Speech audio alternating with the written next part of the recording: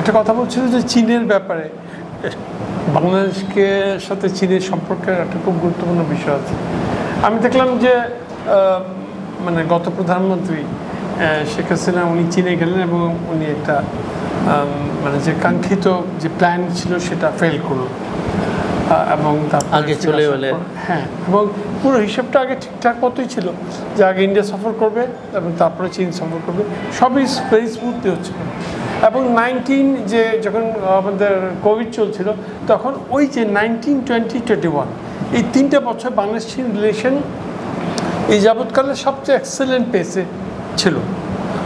এবং আমরা দেখেছি একবার যে একদম পুরো কোভিড, রাস্তাঘাট সব বন্ধ, ওই সময় এক দিনে 3টে ওয়ারশিপ 3টে কর্পোরেটস একই সাথে এরা কমিশন করলো। তো ওই সময় দেখলাম যে চাইনিজরা আসলো এবং হাসিনার একটা স্পেশাল ফুড মানে নোটস ছিল। কারণ কতগুলো জায়গায় আমরা কতগুলো অ্যাসাম্পশন করে কতগুলো বলবো, কিন্তু কতগুলো জায়গায় কিন্তু আমাদের ওইগুলোতে চলবে না। আমাদের একদম রিয়েল পেপার দরকার, চুরি করে হোক, স্পাইং করে হোক, আমাদের আসল পেপার দেখতে হবে। আমরা ওই ডকুমেন্টের উপর একটা ধ্রুব সত্য জায়গায় দাঁড়িয়ে আমরা কিছু কথা বলতে পারবো। তো এরকম কিছু জায়গায় যদি আমরা খুঁজে দেখি তাহলে দেখব যে চীন বাংলাদেশ কতগুলো ক্ষেত্রে খুব দ্রুত এগিয়েছিল। এবং তার একটা বড় উদাহরণ হচ্ছে যে আমাদের শেখ হাসিনা বেসটা যেটা মানে সাবমেরিন বেস, সেটা খুব দ্রুত সময়ের মধ্যে কাজটা হয়েছে। এবং এটা ইন্ডিয়া নাখুশ হয়েছে নিঃসন্দেহে, এটা নাখুশ হয়েছে আমেরিকাও অবশ্যই। কারণ বে অফ বেঙ্গলে এত ভিতরে চীনের অবস্থান, কারণ এটা আসলে চায়নার সাবমেরিনগুলো, যদিও মেইন ক্লাস সাবমেরিন, এটা ট্রেনিং টাইপ সাবমেরিন, তারপরেও যে ভিতরে ঢুকে পড়ার যে ব্যাপারটা, এটা একটা ভীষণ ইম্পর্টেন্ট বিষয় ছিল। আরেকটা বিষয় হলো যে যখন আমরা মিয়ানমার ইস্যু এবং চীনের ইস্যুকে একসাথে জুড়ে দিয়ে এই মানে এইখানকার সিনারিওটাকে উঠিয়ে আনতে চাই, তখন বলবো যে আমাদের রামুতে যে 10 দ্বীপ হয়েছে, আমাদের একটা মেজর ক্যান্টনমেন্ট হয়েছে 10 দ্বীপ, কিন্তু রামু 10 দ্বীপ হওয়ার বহু আগে এটা অনেক আর্ম ফোর্সের অনেক policy making think tank, even বিজ পর্যন্ত এরা রিকোয়েস্ট করেছে, অ্যাডভাইস করেছে যে তোমরা এটা করো। ঢাকা ইউনিভার্সিটি থেকে কী বলে ইন্টারেস্টাররাও প্রপোজাল রেখেছিল, কিন্তু কখনো হয়নি। ওখানে আমাদের আলীকদমে একটা ব্রিগেড মানে বেস ছিল, ছোটো একটা ব্রিগেড, এটা তাও ফুল প্রেজেন্ট ব্রিগেড না। তো এখানে সবচেয়ে মজার বিষয় ছিল যে এই ব্রিগেড ক্যান্টনমেন্টের যিনি প্রধান হবেন, ধরেন না হয় আগামীতে তিনি চিফ অফ আর্মি স্টাফ হবেন। কারণ হচ্ছে যে ওই বেল্টে যারা কাজ করবে তারা নিশ্চয়ই তারা অবশ্যই MAP মিলিটারি অ্যাসিস্ট্যান্স প্রোগ্রামের আওতায় তারা আমেরিকা যাবে, এবং ভবিষ্যতে তারা সেই শফিউদ্দিন হোক, ইকবাল করিম হোক, আমাদের আজকে ওয়াকারুজ্জামান হোক, বা এর আগে যারা যারা ছিলেন, সবাই কোনো না কোনোভাবে MAPর অধীনে তারা এই জায়গাটাতে আসেন। তো এখানে হচ্ছে যে মানে তাদের US আর্মির গুড বুকে চলে যাবে। এখন একটা বিষয়, একটা মানে কী বলে US আর্মির একটা ইউনিভার্সিটি আছে, এটা army led university, AIR air university. ওখানে ওরা একটা আলোচনা করছিল সাউথ এশিয়া নিয়ে, এবং তারা বলছিল যে আমার সেনাবাহিনীর প্রধান কোথায় কোথায় আছে। তো আমার সেনাবাহিনীর প্রধান নেপালে আছে, আমার সেনাবাহিনীর প্রধান ভারতে আছে, যাকে মেরে ফেলা হলো হেলিকপ্টার ক্রাশে, হ্যাঁ, এবং এগুলো সব ম্যানিপুলেটেড কেস। আমার সেনাবাহিনীর প্রধান আছে বাংলাদেশে, এবং তার সেনাবাহিনীর প্রধান আমেরিকার সেনাবাহিনীর প্রধান বাংলাদেশে আছে, মানে ওর নিজস্ব লোক। আমার সেনাবাহিনীর প্রধান এখানে আছে, আমার ভিয়েতনামে আছে, বা ফিলিপাইনে আছে, সুবিক ঘাটিতে আছে। এইভাবে তারা মানে গ্লোবাল ম্যাপিংটা করে। আজকে যখন আমরা চীনের কথা বলি, আমি বলি যে চীন বাংলাদেশ স্ট্র্যাটেজিক রিলেশন মিয়ানমারের চেয়েও আগে।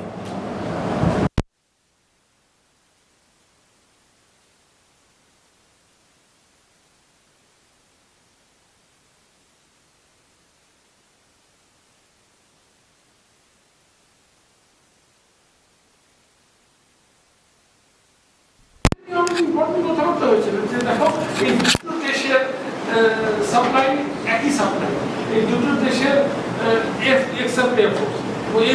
খুবই ষড়যন্ত্র ছিল। সেটা কেন ছিল সেটা আমরা বলতে হবে, এটা একটা রিসার্চ দাবি রাখে যে কেন আমরা এয়ারফোর্স, কেন আমরা জেট কিনতে পারি। কারণ চীনের সাথে আমাদের রিলেশন এমন ছিল যে এমন সময় বলে ওপেন মানে ব্ল্যাঙ্ক চেক দেওয়ার মতো সম্পর্ক একটা পদ্ধতি।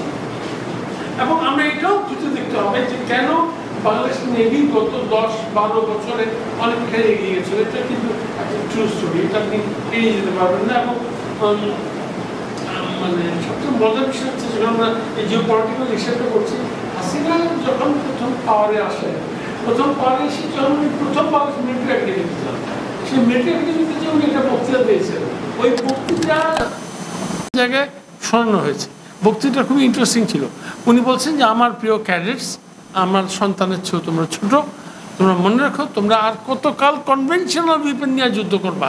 এবারে কনভেনশনাল উইপেনের সময় পার হয়ে গেছে, এবার তোমাকে অন্যভাবে যুদ্ধ করার চিন্তা করতে হবে। এই কথাটি তিনি বলেছিলেন। আমি অবশ্যই হাসিনার পলিটিক্যাল স্কুলের লোক না, কিন্তু তারপরেও আমি স্ট্র্যাটেজিক এরিয়াগুলোর খুঁটিনাটি বিষয়গুলোকে একটু দেখার চেষ্টা করছিলাম, যেটা কনফিডেন্সিয়ালও না, সিক্রেটও না, টপ সিক্রেটও না। এইসব জায়গাগুলোকে আমি একটু যেটুকু পাই আমি ওপেন মানে সোর্স থেকে আমি দেখছি। তো তারপরে দেখা গেলো তার মাত্র 2-3 বছর পর, সম্ভবত বা আরও 2-4-5 বছরের মধ্যেই উনি যখন প্রথম MiG-29টা কিনলেন। MiG-29 হচ্ছে সেই এয়ারক্রাফট যে এয়ারক্রাফট নিউক্লিয়ার ওয়েপন ক্যারি করতে পারে। হ্যাঁ, এটা নিয়ে অনেক ঝামেলা হয়েছে, ম্যাপোমিগের সাথে কেলেঙ্কারি হয়েছে, ঘুষের ব্যাপার স্যাপার ছিল, আরও অনেক জায়গায় ম্যানিপুলেটিং কেস হয়েছে। যখন আমরা আজকে বলছি যে হাসিনা তো সরি আমাদের ইউনূস সাহেব তো খুবই আরামে পাওয়ারে আসলেন, তাকে একদম আরাম করে সিংহাসনে বসিয়ে দেওয়া হলো, কিন্তু আমরা এটা দেখছি না ম্যানিপুলেটিং কেস চারপাশ থেকে কি ঘটছে, কত ধরনের খেলা যে চলছে। এখন আপনি যদি বলেন বাংলাদেশ হাই কমিশনের টপ অফিসারদেরকে, ডিজিএফআই ওখানে 5-6 জন পোস্টেড, তাকে যে বলেন ভাই বলেন তো হাসিনা কোথায় আছেন, আপনি কেউ বলতে পারবেন হাসিনা কোথায় আছেন। হাসিনা এক জায়গায় আছেন, 1 থেকে 2টো জায়গায় তিনি সরেছেন। প্রথমে যে জায়গায় ছিলেন ওখান থেকে সরেছেন, হ্যাঁ সরে আরেক জায়গায় গেছেন এরকম। কিন্তু এই যে অজিত দোভাল, ওই অজিত দোভাল বলা হয়ে থাকে, আমরা জানি পাকিস্তানে তিনি 7 বছর সিক্রেট অপারেশনে ছিলেন। তার প্রথম ICS ইন্ডিয়ান সিভিল সার্ভিস করার 2-3-4 বছরের মধ্যেই উনি 7 বছর একদম সিনেমা নাটকের চেয়েও বড় করে 7 বছর লুকিয়েছিলেন পাকিস্তান আর্ম ফোর্সের ভিতরে। এবং ISI আরও অনেক অথরিটি কেউ তাকে ট্র্যাক করতে পারেনি। তারপর তিনি তার কাজ করে চলেছে, অত্যন্ত সাকসেসফুলি কাজ করতেন। বলা হয় থাকে বাংলাদেশে যারা অনেকে কেউ কটায় গিয়েছেন যে রুমাতে আজিজ দোভালে আসছেন 20-25-26 ইয়ার্স বিফোর। এই রুমাতে উনি একটা সময় কাটিয়েছেন, সে 2-3 মাস হতে পারে, কারণ এটা একটা ট্রেমেন্ডাস আর্মস ট্র্যাকিং রুট, মানে আরও অনেক খেলা আছে। এবং থানচির থেকে আমি নিজেও একসময় মানে পুরোনো সময় আমি অনেক গিয়েছি, সেখানে দেখেছি একটা জায়গায় যেখানে রাত্রেবেলা ওরা পাহাড়ি চোয়ানি খেয়ে থাকে, এবং ওখানে মানে বেনসন অ্যান্ড হেজেস অনেক দামি বিয়ার এবং ওয়াইনের বিভিন্ন অনেক কিছু অনেক ধরনের, এবং ইভেন আপনি কারেন্সি চেঞ্জ করে দেবেন। তো এইসব এগুলো নিশ্চয়ই একটা কারণ আছে, এটা নিয়ে কেউ কাজ করেনি যে তা নয়। অতএব আমি সরি আবার আমি চীনের জায়গায় আসছি। চীন বাংলাদেশের একটা সুন্দর সম্পর্কের দিকে যাচ্ছিল, এবং স্পেশালি যখন আমি মানে সাবমেরিন বেসটা তৈরি করার কথা। আরেকটা মজার জিনিস আমি এর সাথে জুড়ে দেবো, সেটা হচ্ছে যে আমাদের কক্সবাজারে একটা সাধারণ একটা ছোট এয়ারপোর্ট আছে, কিন্তু এয়ারপোর্টটাকে করা হলো কি ফরওয়ার্ড অপারেশনাল বেস, এবং এটা কিন্তু হাসিনার পিরিয়ডে হলো। বেশ ওই রানওয়েটাকে টেনে নিয়ে আপনি সমুদ্রে নামিয়ে দিলেন, মানে এটা ইঞ্জিনিয়ারিং করে নামালেন। এবং এটা আসলে ওই মিয়ানমার ইস্যুকে নিয়ে এই কাজগুলো করা হচ্ছিল। এবং সেই সময় আমাদের এক বন্ধু আর্ম ফোর্সে ছিল, সে হঠাৎ করে আর্ম ফোর্স থেকে তাকে সরিয়ে দিয়ে ডিপ্লোম্যাটিক জোনে পাঠিয়ে দেওয়া হলো।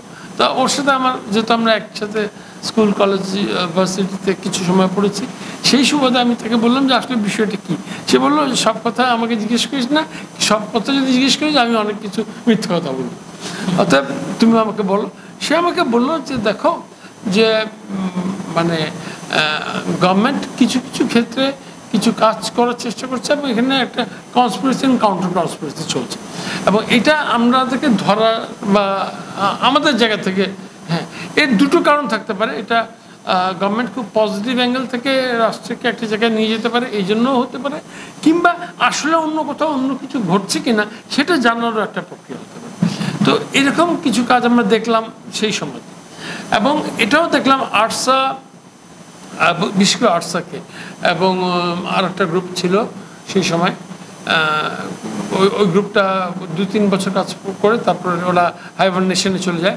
এদিকে বাংলাদেশ আর্ম ফোর্স কিন্তু অস্ত্র ট্রেনিং কিছু দিয়েছে এবং এই গ্রুপের সাথে ইন্ডিয়ান গ্রুপের মধ্যে ফাইট হয়েছে, মিজো ন্যাশনাল ফ্রন্টের সাথে হয়েছে ওই দিক থেকে তারা, এবং এটা ছিল সাপ্লাই রুট।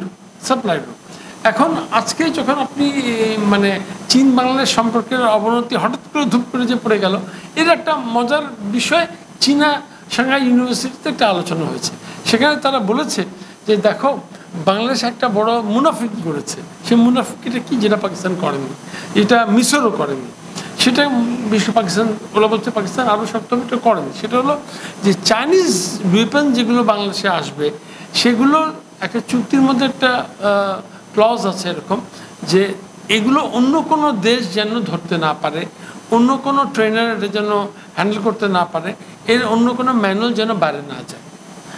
কিন্তু যখন আমরা দেখলাম যে মানে এখানে আমেরিকানরা আসলো, ইভেন ইন্ডিয়ানরা আসলো তেজাজ বিক্রি করার কথা বলে, হ্যাঁ, এবং তারা এইসব মানে ইনস্টলেশনসগুলোতে খুবই সহজে বিচরণ করলো এবং তারা মনে করছে মেবি রাইট আর মেবি রং যে এখান থেকে কিছু জিনিস পাস হয়েছে যেগুলো ওদের জন্য সেন্সিটিভ। আর এই জন্য মনে হয়েছে যে চায়নারা এই বিষয়টা স্ট্র্যাটেজিক এরিয়াতে খুব বেশি আমাদের উপর আস্থা রাখতে পারেনি, এটা একটা কারণ থাকতে পারে। এবং এই চায়না কিন্তু মাও সেতুংয়ের চায়না না, এই চায়না হচ্ছে ডেং জিয়াওপিংয়ের পরের চায়না, যারা বলেছে যে ইকোনমি এবং স্ট্র্যাটেজি এক প্যারালালি ছুটবে। হ্যাঁ, যে শুধু অর্থনীতি দিয়ে আপনাকে, অর্থনীতির সাথে আপনার স্ট্র্যাটেজিক ইন্টারেস্টগুলোকে আপনাকে একই সাথে মাথায় রাখতে হবে।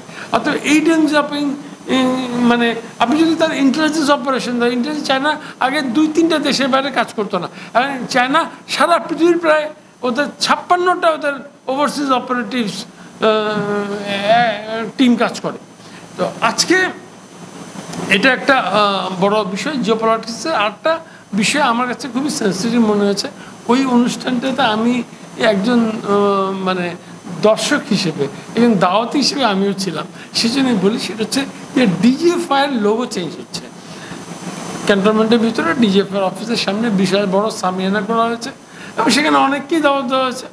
তা আমি এই বিষয়টুকটাকে একটু লেখালেখি করি, সেই সুবাদে ওরা আমাকেও দাওয়াত দিয়েছে। ডিজিএফআইয়ের উপরে আমিও একটা ছোটো লেখা দাঁড় করেছিলাম এবং সেই সময় বলেছিলাম যে এটা তো এফবিআই ম্যানুয়ালি ফলো করে আসলে। হ্যাঁ, ডিজিএফআইকে আপনি আয়নাঘর, ডিজিএফআই তো আয়নাঘর থাকবেই, তো ডিজিএফআইয়ের তো কাজই তো আয়নাঘর থাকা, মানে একটা সিক্রেট হাইডআউট প্লেস থাকবে, ওখানে আপনি আপনার মতো করে মানে অনেক কিছু করবেন। আসলে এটা অনেক গুমও করে দেয়। হ্যাঁ, এফবিআই করেন না, সিআই করেন না, করে তো রত প্রচুর লোককে, বাংলাদেশের দুজনকে, বাংলাদেশের ইন্টেলিজেন্সের দুজন লোককে কখনো পাওয়া যায় না ডিজিএফআই মানে ওয়েবসাইটে আমরা সেটা পাই সিম্পল, মানে যেটা এখন হচ্ছে যে ওখানে তারা করলো কি, এই ডিজিএফআইকে সেই সময় বলা হলো যে এটাকে ওভারসিজে কাজ করবে, মানে ডিজিএফআই দায়িত্ব পেল সে দেশের বাইরে যে কাজ করবে। তো এটা একটা ইম্পর্টেন্ট জিনিস ছিল এবং এক্ষেত্রে চীনের একটা বড় সাপোর্ট ছিল। এবং তারপরই ডিজিএফআইয়ের যে প্রধান, উনি ব্রিগেডিয়ার থেকে মেজর হয়ে গেলেন, রিমেম্বার, মানে ওনাকে একটা গুরুত্ব বেড়ে গেল ওনার, এবং উনি ছিলেন 1 স্টার জেনারেল, এখন 2 স্টার জেনারেল, এবং কখনো কোনো ওনার ভূমিকা আরও কঠিন হয়ে ওঠে। তো এরকম একটি যখন জিওপলিটিক্যাল সিনারিও আমাদের ধীরে ধীরে বদলে যাচ্ছিল, তখন আমরা আসলে কোথায় যে ঠেকবো। এবং আজকের জায়গায় দাঁড়িয়ে বলতে পারি আমি, মানে মনে হচ্ছে, এটাই অনুমান, এটা তো জোর দিয়ে বলা যাবে না, যে মাল্টি ডাইমেনশনাল চ্যালেঞ্জেস আপনাকে ফেস করতে হবে। হ্যাঁ, এটা আপনি শুধু একটাই অর্থনীতির জায়গায় ধাক্কা খাবেন এমন হতে পারে যে আমাদের মানে কি পটেনশিয়াল ইনস্টলেশনস, হ্যাঁ, এটা হয়তো ধরেন আমাদের 120, 30, 40টা আছে, এটা হয়তো একটা আগুন লেগে গেল, আমাদের ঘোড়াশাল পাওয়ার স্টেশনে আগুন লেগে গেল, কিংবা আমাদের নিউক্লিয়ার যে রূপপুরে কোনো একটা কাজে একটা কোনো একটা সাবোটাইজ হচ্ছে বিটিভিতে, এই জাতীয় সাইকোলজিক্যাল ওয়ারফেয়ার হতে পারে। হ্যাঁ, ইভেন আর্ম ফোর্সের ভিতরেও এই ধরনের হওয়ার সম্ভাবনা খুব উড়িয়ে দেওয়া যায় না। এবং এইরকম একটি ঘটনার কথা আমি বলি, শ্রীলঙ্কাতে এরকম একটি ঘটনা ঘটেছিল, তখন ইন্ডিয়া খুব প্রেশার দিচ্ছিল। সেই সময় 3টা যুদ্ধজাহাজ, ওদের ছোট নেভি, আসলে ওদের সব নেভিতে গানবোটের গানবোট নেভি আসলে। তো ওদের 3টা গানবোট, মানে তার মধ্যে একটা মানে কর্ভেটস ছিল, এই 3টা গানবোটে বোমা পাতা হলো এবং তাতে তখন তামিলনামের ওই সময়, এবং এই 3টা গানবোট নষ্ট হয়ে গেল। তো এই জাতীয় অনেক ধরনের ইঙ্গিত আমরা দেখতে পাচ্ছি এই বিষয় নিয়ে। এবং আজকের জিওপলিটিক্যাল সিনারিওতে আরেকটা জিনিসও খুবই আমার কাছে ডেঞ্জারাস বলে মনে হচ্ছে, যে ডক্টর শহীদুজ্জামান নামে একজন ভদ্রলোক আছেন, IR-এর শিক্ষক। তো উনি মানে এটা আমার কাছে আমার হিসেবে মানে মিলাইতে পারি না যে বাংলাদেশ পাকিস্তান স্ট্র্যাটেজিক রিলেশনটা এত দ্রুত গতিতে কেন যাবে, এত দ্রুত পেসে যাওয়াটা এটা ঝুঁকিপূর্ণ। এবং আপনি যত না কাজ করছেন তার চেয়ে বেশি কিন্তু অনেক কথা বলছেন। তো কথা বলে আপনি আসলে কি মেসেজটি দিচ্ছেন? এবং পাকিস্তান কিন্তু এক্ষেত্রে পাকিস্তানের ডিপ্লোম্যাসি আমি বলবো অনেক প্রজ্ঞার সাথে তারা সেগুলো নিয়েছে, তারা স্লো পেসে গিয়েছে, বাংলাদেশ অনেক দ্রুত গতিতে গিয়েছে। এবং তারা চাচ্ছিল যে ISI এবং বাংলাদেশের মধ্যে একটা আবার নতুন করে সখ্যতা তৈরি করা। আপনারা নিশ্চয়ই জানেন যে একটা সময় DJFI এবং ISI একযোগে কাজ করেছে এবং তার যথেষ্ট বুড়ি বুড়ি প্রমাণ আছে। 10টা কষ্টকালী যে কথাটা বলি সেটাও DJFI এবং ISI-র জয়েন্ট কোলাবোরেশনের একটি অংশ।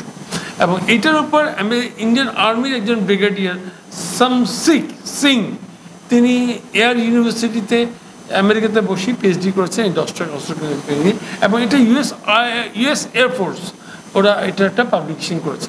তো অতএব আজকে যে বিষয়টি নিয়ে আমরা হঠাৎ করে ডক্টর শহীদুজ্জামান স্যারের কথা বলতে চাই, যেহেতু জিওপলিটিক্যাল সিনারিওতে একটা অসম্ভব রকমের একটা মানে অনেক এগিয়ে একটা কথা বলা, যে আমাদের সৈয়দপুরে পাকিস্তানের নিউক্লিয়ার আর্সেনাল, সেটা শাহিন হোক, গাজী হোক কিংবা শাহিন 2 হোক, যেটা হোক, এখানে তারা বসান। অর্থাৎ এগুলো আমার মনে হয় যে খুব মানে ইরেসপন্সিবল টক্স, এবং এটা আমাদের ক্ষতি করবে বলেই মনে হয়। এবং শেষমেশ আমি একটা কথা বলে মানে আমার কথা থামাবো, সেটা হচ্ছে যে আমাদের ইভেন হাসিনাও উনিও বুঝতে পারেনি যে তার ইন্টেলিজেন্স লাগছিল, এবং ভারতও মনে হচ্ছে যে যেটা মনে হয় যে ভারত এটা বুঝতে পারেনি। BDR ম্যাসাকারের সময় একটা ট্রেমেন্ডাস ইন্টেলিজেন্স লাগছিল, এবং অবাক করার মতো আমাদের তখনও কিছু UAV ছিল, 2-4টা ড্রোনও ছিল, বা মানে দূর থেকে সার্ভেলেন্স করার সিস্টেম ছিল, কিন্তু এই ভিতরে এতগুলি সৈন্য মারা পড়েছে, এরা কিছু জানে না। এটা আসলে কোনোভাবে বিশ্বাস করতে পারছি না। এবং এটা যদি আমি একেবারে হিউম্যান ইন্টেলিজেন্স, যেটা BDR-এর সেই সময়ের যে BDR-এর ল্যান্স নায়ক থেকে নিয়ে সুবেদার মেজর পর্যন্ত যেসব ওদের ফোর্স ইন্টেলিজেন্সও ছিল, তারাও এই বিষয়গুলো কম বেশি জানে। তো এই বিষয়গুলো নিয়ে আসলে ক্রিটিক্যালি কেন আমরা স্টাডি করি নাই, সেটা আমাদের একটু দেখা দরকার ছিল বলে আমার কাছে মনে হয়েছে।